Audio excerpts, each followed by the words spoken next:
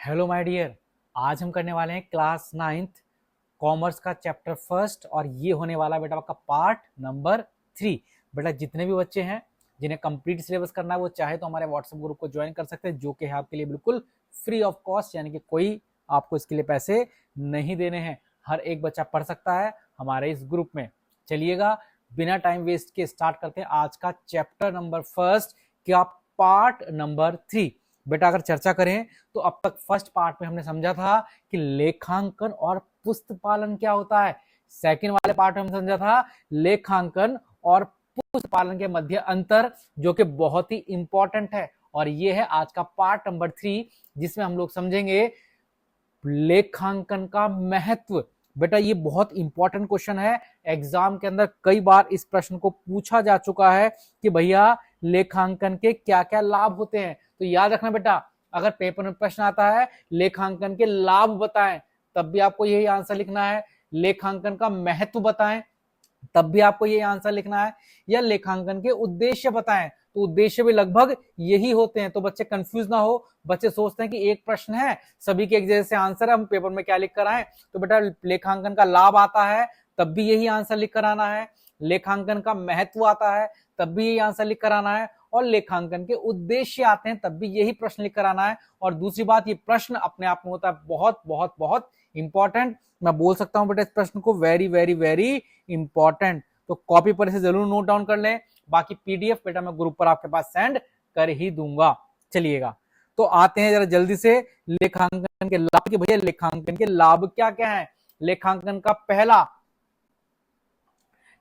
का पहला इंपॉर्टेंट लाभ है गणितीय शुद्धता की जांच। अब आप कहोगे कि सर ये क्या कहना चाह रहे हो। देखो भैया, हम क्या करते हैं, डेली बहुत सारा सामान बेचते हैं, बहुत सारा सामान खरीदते हैं, तो लाखों रुपए का जाना होता है, लाखों रुपए का आना होता है। अब सीधी सी बात है, इन सब चीजों का कितना पैसा गया, कितना पैसा आया और कितना पैसा बचा, उसके लिए बेटा क्या होता है, लेखांकन में कुछ फॉर्मूले होते हैं, लेखांकन में कुछ सूत्र होते हैं। तो उन फॉर्मूलों की सहायता से हम ये पता लगा सकते हैं कि जो हमने चीजें निकाली हैं वो सब सही हैं या फिर गलत हैं। तो कहने का मीनिंग, लेखांकन का पहला लाभ होता है बेटा गणितीय शुद्धता की जांच करना। गणितीय में समझ रहे हो बेटा, जोड़ना घटाना सही है कि गलत है, ये किससे पता लगेगा बेटा, लेखांकन से। लेखांकन में बहुत सारी तकनीकें होंगी, उन तकनीक की सहायता से हम पता लगा सकते हैं कि जो चीजें की गई हैं वो करेक्ट है या फिर इनकरेक्ट है। तो पहला लाभ ये होता है, लेखांकन में प्रयोग की जाने में विभिन्न तकनीकों के माध्यम से की समस्त गतिविधियों की गणितीय शुद्धता की आसानी से जांच की जा सकती है। जैसे बेटा कुछ बच्चे जिन्हें पता है कि एक तलपट होता है, तलपट मींस ट्रायल बैलेंस, उससे ये पता लग जाता है कि सारी कैलकुलेशन सही की है कि गलत की है, जोड़ घटा सही किया कि गलत किया है। अगर सही किया होता है तो तलपट की दोनों साइडें बराबर आ जाती हैं, और गलत किया होता है तो दोनों साइडें बराबर नहीं आती। तो पहला लेखांकन का लाभ क्या बेटा, मेरे साथ साथ बोलो, गणितीय शुद्धता की जांच करना। गणितीय शुद्धता की जांच करना। लेखांकन का लाभ बताओ, महत्व बताओ, गणितीय शुद्धता की जांच करना। दो बार और बोलो, गणितीय शुद्धता की जांच करना।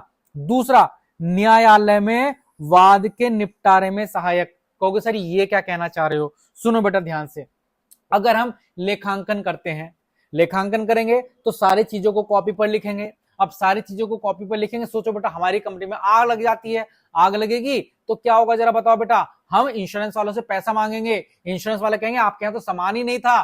तो हम क्या करेंगे, हम न्यायालय जाएंगे, कोर्ट में जाएंगे, कोर्ट में जाकर दिखाएंगे देखो हमारे लेखांकन, उस खातों में लिखा हुआ है कि 5,000 का माल अब आया, 5,000 का माल अब आया, 5,000 का माल अब आया, लो हमारे लेखांकन देखो। और लेखांकन देख के बताओ कि हमारे यहाँ पर 15,000 रुपए का माल पड़ा हुआ था जिसकी आग लगी है, उसका हमें पैसा देना पड़ेगा। मीनिंग जो न्यायालय होता है, कोर्ट होता है, उस कोर्ट में भी तुम अपने खाते दिखा सकते हो। तो लेखांकन हम क्यों कर रहे हैं, पहला ताकि गणितीय शुद्धता की जांच हो सके, दूसरा ताकि न्यायालय में जो निपटारे हैं, वाद मतलब होता है जो वाद विवाद लड़ाइयां होती हैं बेटा, झगड़े होते हैं, उस झगड़ों के निपटारे में भी लेखांकन की बेटा क्या होती है, महत्व होता है। क्योंकि लेखांकन में सारी चीजें लिखित होंगी और कोर्ट में क्या चलता है, लिखित चीजें चलती हैं। तो सीधी सी बात है बेटा, लेखांकन का दूसरा महत्व है न्यायालय में जो वाद होते हैं, लड़ाइयां होती हैं, उनके निपटारे में। मेरे साथ साथ बोलो, पहला फायदा क्या था, पहला फायदा क्या था बताओ बेटा, गणितीय शुद्धता की जांच। दूसरा फायदा क्या है, न्यायालय में जो वाद हैं उनके निपटारे में भी सहायक होता है।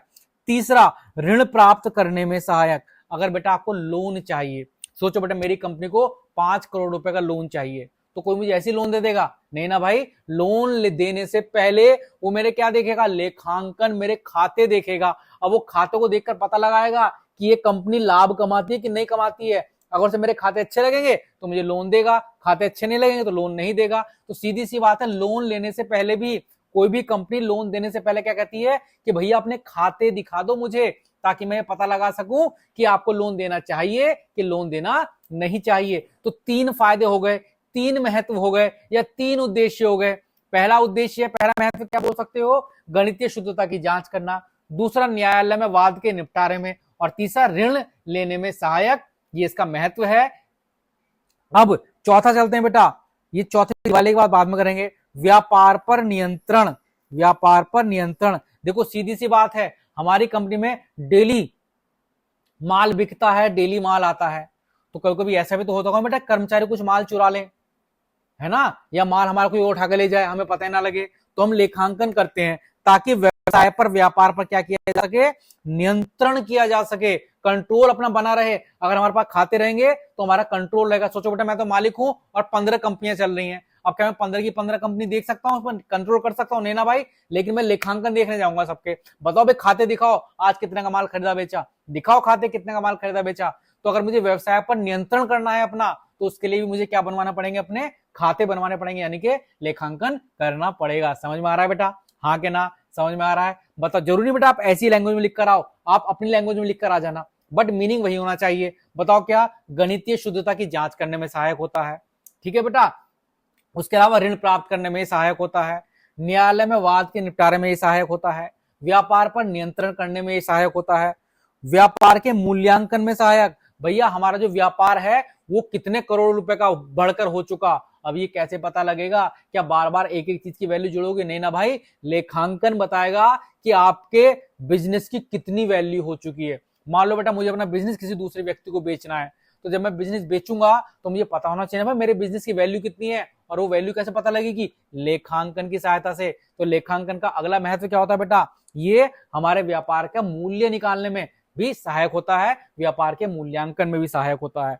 उसके अलावा भूल से बचाव। अगर भैया लेखांकन करोगे ना तो भूल नहीं होगी। मान लो बैंक से लोन तो ले लिया, लोन लौटाना भूल गए, ले रखा था याद ही नहीं रहा बेटा, लेखांकन से पता लग जाएगा। किसी को उधार सामान बेचा था, लिखा नहीं, तो सो अगर लिखोगे नहीं, सिर्फ बेच दोगे, तो क्या पैसा लेना याद रहेगा? नहीं ना भाई। पैसा देना याद रहेगा? वो तो कभी याद नहीं रहता।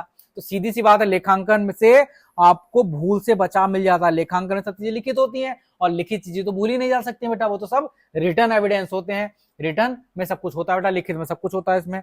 और क्या फायदे? देखो बेटा मैं इसके 3 फायदे करा रहा हूं। विभिन्न पक्षकारों को सूचना प्रदान करना। लेखांकन बेटा क्या फायदा करता है बेटा? आप बहुत सारे पक्षकार होते हैं, उन्हें विभिन्न सूचनाएं दे सकते हो, जिसे जो सूचना चाहिए। मालिक कहेगा मुझे बताओ भाई कितने रुपए का लाभ हुआ, जो मैनेजर होंगे बताओ भाई हमारी नीति से प्रॉफिट हुआ कि लॉस हुआ। तो कहने का मतलब लेखांकन के बहुत सारे लाभ हो सकते हैं। लाभ क्या क्या लिख सकते हो? विभिन्न पक्षकारों को सूचना देते हैं। उसके अलावा बेटा क्या होता है? एक बचा है दिवालिया। क्या बचा बेटा? दिवालिया घोषित करने में सहायक। दिवालिया का मतलब होता है बेटा जिस व्यक्ति पर लोन ज्यादा हो जाए और उसके पास संपत्तियां कम रह जाएं।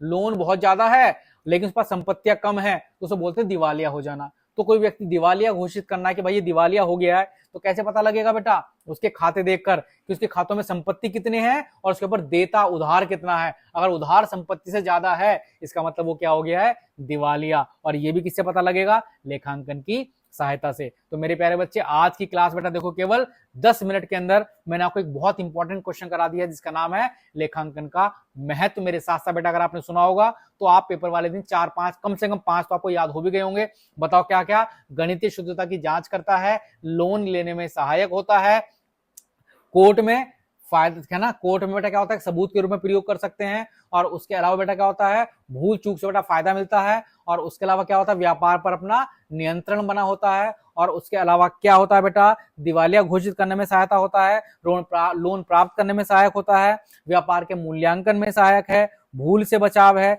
विभिन्न पक्षकारों को सूचना प्रदान करने में सहायता देता है। तो मेरे बच्चे ये सब चीजें चाहो तो कॉपी पर नोट कर लो, या ग्रुप पर मैं इसकी PDF सेंड कर दूंगा आज ही। तो बेटा तब तक के लिए जय हिंद, जय भारत। मिलते हैं अगली वीडियो में और अगले टॉपिक के साथ।